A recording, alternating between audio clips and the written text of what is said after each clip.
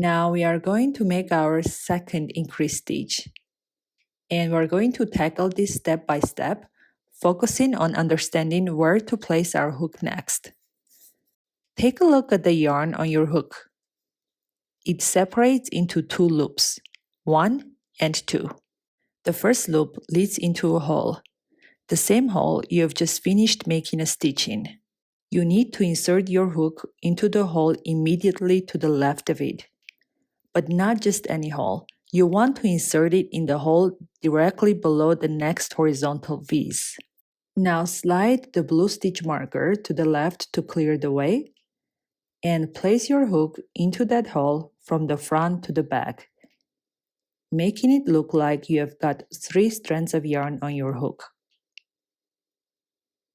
Now your hook should be in front of the working yarn and the tip of the hook facing you. Now yarn over by bringing your hook below and behind the working yarn, keeping the tip of the hook facing you. Now pull the yarn through only the first 2 loops on the hook. As you clear the loops, rotate the hook to face you again and push it off to the left.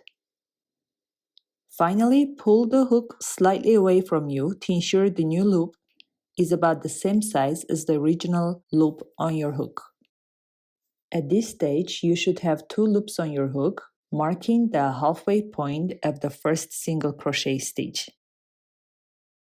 Let's double check that the new loop is approximately the same size as the hook's tip to ensure even stitches moving forward. Now let's yarn over again. This means bringing the hook below and behind the working yarn. Pull the yarn through both loops on the hook. And while doing this, gently pull the piece and the hook opposite directions to make the loops slightly larger. Now pull the hook parallel to your body. As you clear the loops, push the hook off to the left and gently pull the hook slightly away from you. If you are left with only 1 loop on your hook, congratulations, you have completed the first single crochet stitch, which means that you are halfway through the increase stitch.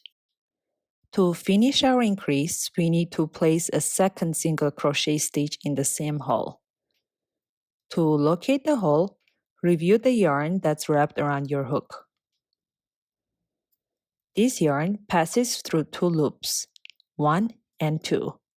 The first loop traces back to a hole. Since we have left the blue stitch marker in place, that hole should align with the one marked by the blue stitch marker. Now gently move your stitch marker aside to clear your way and place your hook into the same hole.